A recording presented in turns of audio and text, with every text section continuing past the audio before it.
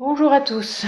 Alors aujourd'hui, je voulais vous parler un petit peu des soins énergétiques que je propose. Je voulais surtout vous expliquer comment ça fonctionne, puisque c'est pas si simple, ça fait un petit peu barbare. Enfin, en tout cas, on utilise toutes sortes de termes, et c'est vrai que j'avais envie de clarifier tout ça,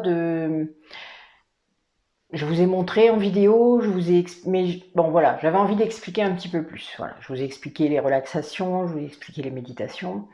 Il était temps de s'atteler aux soins énergétiques.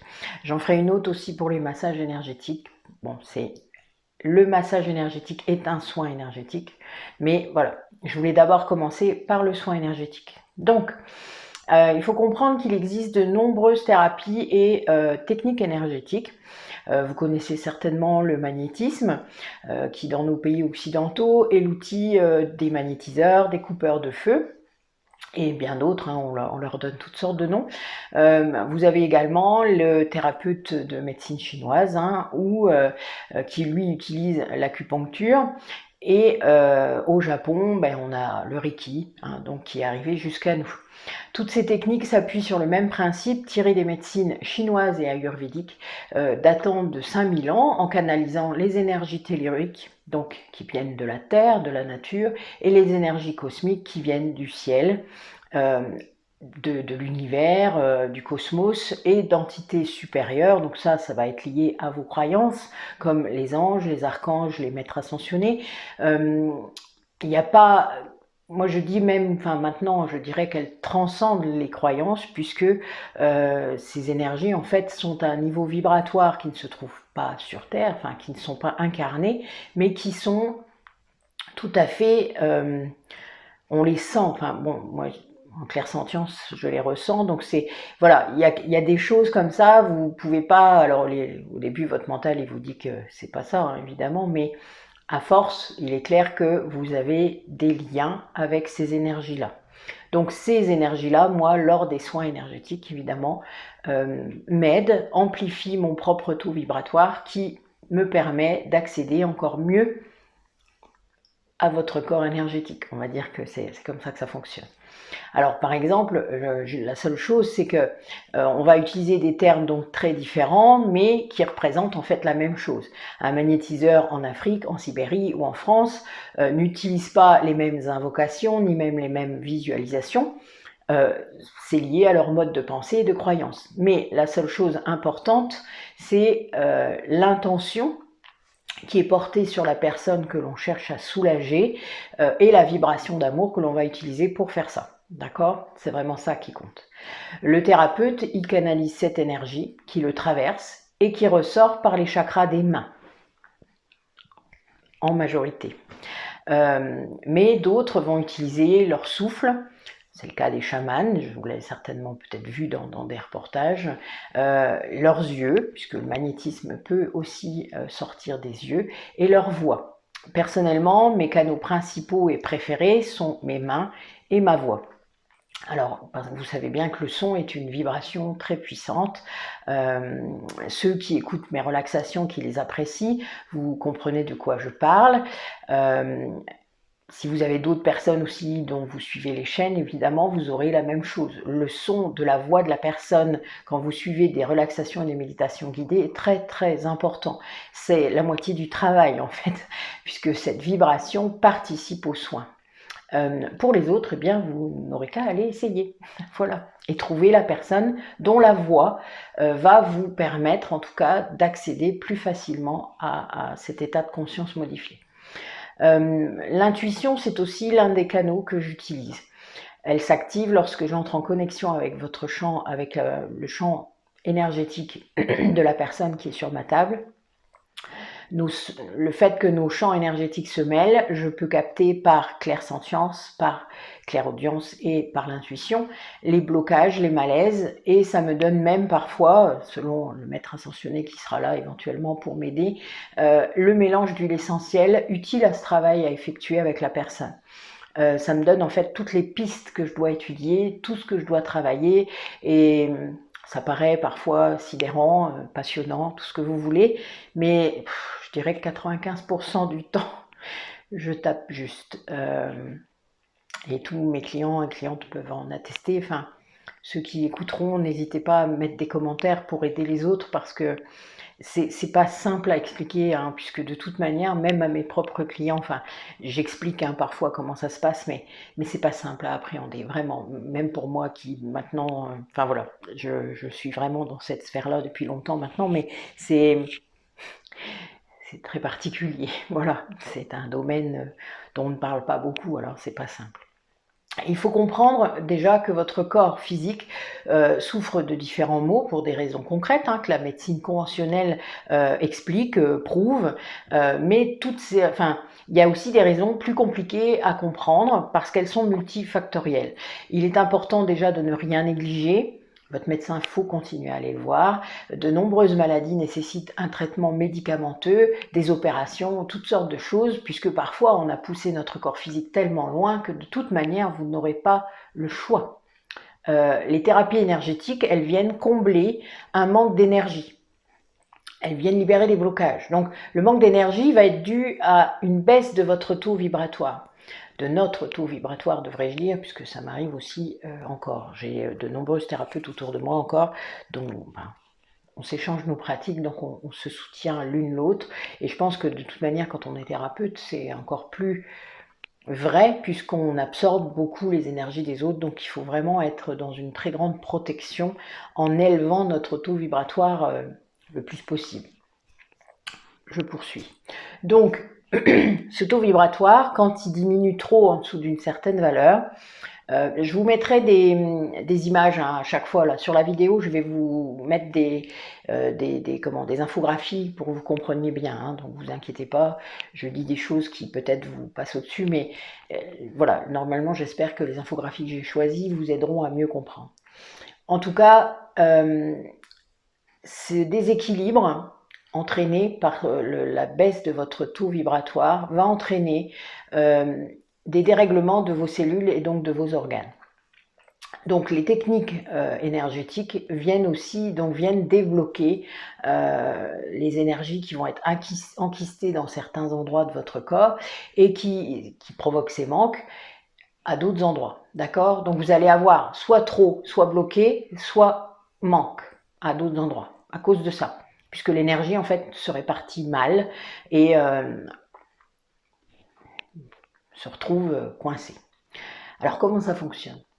Les 7 chakras principaux permettent à l'énergie extérieure, donc qui nous entoure, puisque tout est énergie, que ce soit la nature, enfin les êtres humains, les végétaux, les minéraux, tout est énergie. Les objets aussi, c'est-à-dire que les lieux dans lesquels vous habitez, les objets que vous côtoyez tous les jours, surtout les énergies, enfin les objets dont vous héritez aussi, donc qui sont pleins d'énergie ancestrale, enfin voilà, il y a tout ça. Ça se purifie tout ça, hein. Sachez-le. N'hésitez pas à revenir vers moi si vous ne savez pas comment faire. Donc, toute cette énergie extérieure, elle entre en nous par nos chakras. Pareil, je vous mettrai une infographie. Elles viennent baigner nos cellules. D'accord? Cette énergie, elle est purifiée naturellement quand notre taux vibratoire il est assez élevé. Ça permet du coup après de la répartir dans tout notre corps. Mais si l'un de nos chakras est suractivé ou bloqué, eh bien, il y a des parties non négligeables de notre corps qui peuvent être impactées.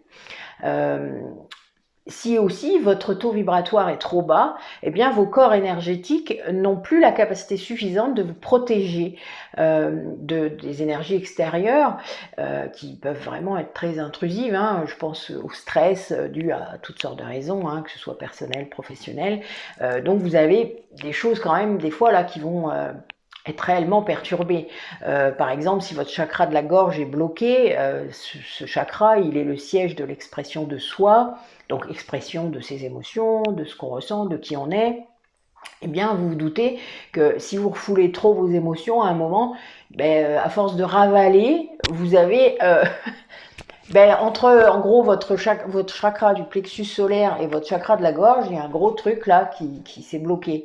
Et vu que le chakra du cœur au milieu, c'est celui qui gère l'amour de soi, ça part un peu en cacahuète tout ça, hein, vous comprenez bien. Le chakra, donc, ce chakra en plus, du coup, il inonde toute cette zone. Donc la thyroïde par exemple, ou vos cervicales, votre sens de l'ouïe. Bon, je sens qu'il y en a à qui ça cause. Là d'un coup, il y en a qui font le lien. Bon, voilà. Si ce chakra il est diminué, ça va entraîner du coup une fragilisation des organes attenants à ce chakra. En tout cas que ce chakra gère. Les blocages peuvent être dus également à une anomalie physique, un traumatisme physique qui aurait laissé par exemple des cicatrices internes ou externes. Une opération, ça laisse une cicatrice, un accident, etc. Donc tout ça aussi, ça a des répercussions sur votre énergétique, vos corps énergétiques. Une malformation physique également, un choc émotionnel qui peut être dirigé sur un organe en particulier. Par exemple, une colère refoulée pendant nombre d'années peut imprégner votre foie ou votre estomac.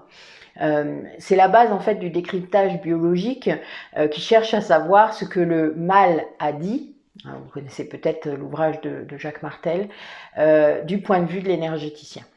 C'est quelque chose aussi qui tape, qui fait mouche presque à chaque fois. Enfin, c'est incroyable. D'ailleurs, s'il ne le fait pas, c'est que votre ego, il vient vous embêter pour le message en tout cas.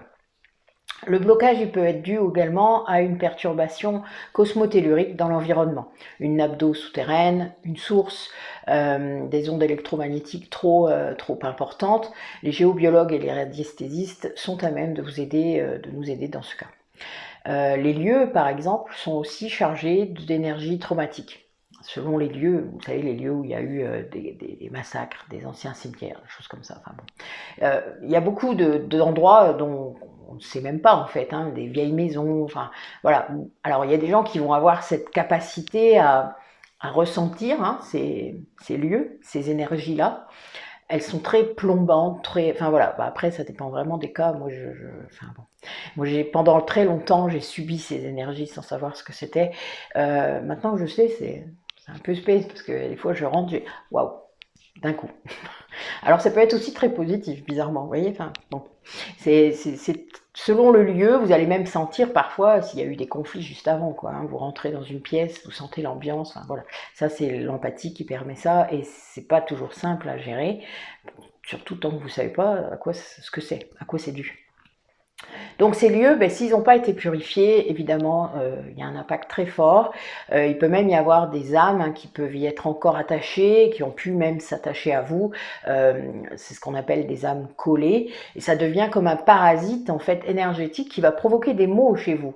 Et le mental ne pourra pas l'expliquer, même il essayera. Il va essayer de toutes sortes de raisons possibles et imaginables, mais il ne pourra pas l'expliquer.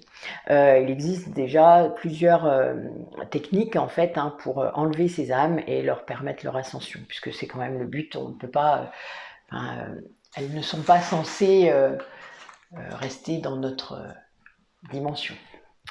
En tant que thérapeute, il est possible de mixer plusieurs techniques énergétiques. Il est dommage de se limiter en fait dans notre créativité.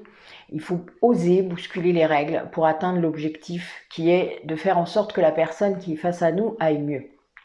D'ailleurs, cette personne doit rester actrice de sa guérison. Moi, je sais qu'au début, j'avais un peu peur de ça, mais je me trouvais limitée dans chaque case de techniques énergétiques que j'ai appris. Et j'ai eu la chance, en fait, je crois, de croiser beaucoup de personnes, beaucoup de formateurs, et de faire beaucoup de choses en même temps. Bon, j'ai des facilités par rapport à tout ça, mais le truc, c'est que je pense que le fait d'être déjà dans le bouddhisme depuis très longtemps, ça m'a aidé par rapport à ça, sans le savoir, en fait, à la base. Mais le magnétisme d'un côté, le Reiki, ensuite le Lao-Chi, ensuite d'autres choses, plein de choses qui sont arrivées en même temps, et puis ma propre pratique qui a commencé dans ce même moment, m'a permis de me dire, mais oui, mais pourquoi tu les mélanges pas? Et d'essayer, tout simplement, d'expérimenter en fait, et de proposer à des personnes, de dire, bon ben voilà, écoute, je peux te proposer ça, je pense que les deux en même temps, ça peut réellement faire quelque chose, c'est la première fois que je le fais, donc vous voyez, on est humble, faut pas, je ne suis pas, j'ai pas la science infuse, enfin, c'est que ma vérité, mais de tenter l'expérience et de se dire, ben voilà, écoute, moi ce que je te propose, ça peut être ça. Je ne sais pas ce que ça va faire, nous verrons bien. Et de toute manière, il n'y a aucun risque, honnêtement, vraiment, il n'y a pas de risque que ça, il n'y a pas de mauvaise énergie, il peut y avoir des rituels particuliers qui ont été faits, surtout à certaines époques, donc ça c'est karmique, mais on a des possibilités de défaire tout ça en fait. Ça c'est vraiment, voilà, il y a plein de techniques. La seule chose c'est qu'il faut oser les mélanger. Le but est d'avoir un taux vibratoire très élevé pour atteindre ces libérations-là, parce que c'est très important d'oser franchir ce cap. Ne restez pas dans vos cases. Voilà, moi si j'ai bien appris quelque chose depuis ces 30 dernières années, c'est que je déteste les cases. C'est peut-être cette facilité que j'ai. Nos chakras, en fait, donc, contiennent toutes nos mémoires, celles de tous les événements qu'on a vécus sans distinction. Donc, quand ces chakras présentent un déséquilibre affectant notre bien-être, le travail thérapeutique va permettre de dégager ces mémoires émotionnelles, transgénérationnelles et karmiques. L'énergie vitale, du coup, peut à nouveau circuler et inonder nos cellules qui se régénèrent. Voilà, à nouveau. Il y a le blocage quand il est levé, c'est une sacrée vague, hein. Enfin, je veux dire, la libération due à ça entraîne déjà une grosse libération physique au niveau déchets, donc au niveau fluide. Et ça, c'est quelque chose qui surprend toujours, que ce soit dans le cadre d'un massage ou d'un soin énergétique. On va beaucoup uriner, voire plus, il y a des cas de diarrhée prolongée, vous allez avoir aussi des grandes suées, des fièvres, toutes sortes de choses, mais liées à la lymphe. Hein. La lymphe, c'est ce qui transporte les déchets dans notre corps, et du coup, ben, ça, c'est un truc de ouf. Moi, ça me surprend toujours, parce que c'est très flagrant et incroyable, en fait. N'hésitez pas à mettre des commentaires, ceux qui verront la vidéo et qui ont fait ça, qui ont subi peut-être cette libération des fluides, on va l'appeler comme ça. Mais c'est typique en fait du travail énergétique et de la libération qui arrive quand on fait ça. Voilà. Il faut savoir que il est bien évident que si on ne travaille que sur l'énergétique, on ne réglera pas les problèmes de façon pérenne. On a une société qui privilégie beaucoup notre corps mental. Il n'autorise aucun autre chemin, l'estimant moins bon, moins performant. Chacun aura la raison qui vient, hein, vous le savez, vous saurez de quoi je parle. Le mental doit être rééduqué pour qu'il puisse reprendre sa vraie place, près du corps physique, émotionnel et spirituel. Il est illusoire de croire qu'en privilégiant seulement un corps dans les quatre, donc votre corps mental, ça vous aidera à dépasser vos blessures et les différents traumatismes que vous avez pu vivre, surtout que certains sont inconscients. Donc, si ces autres corps qui sont bien présents en vous, hein, sont dénigrés, ils vont venir régulièrement se rappeler à vous, sous toutes sortes de formes, des symptômes, des mal-être, etc. Jusqu'à ce que vous vous occupiez d'eux comme il convient, dans l'équilibre et dans le respect de ces parties de vous, puisque je vous rappelle que ce sont des parties de vous, que vous refusez de voir parfois. On met parfois beaucoup de temps à se rendre compte qu'on n'est pas que un intellect, pas que le mental. C'est la première étape pour vraiment s'occuper de soi et s'accepter entièrement. Cette étape, elle commence quand vous investissez sur votre guérison, quelle qu'elle soit. Que vous vous accordez du temps pour vous et le temps de cette guérison elle-même, qui peut parfois être long. Mais c'est pas très important le temps. C'est vous qui l'êtes en fait, seulement vous. Voilà, j'espère que cette vidéo vous aura permis de mieux comprendre. N'hésitez pas à aller plus loin en allant lire ce que j'ai pu écrire sur mon site. Cherchez, laissez-vous guider. Allez sur d'autres sites, peut-être que ça vous enverra chercher d'autres informations. C'est votre vie, votre chemin. Ne vous limitez pas. Donc merci de votre attention et puis à bientôt.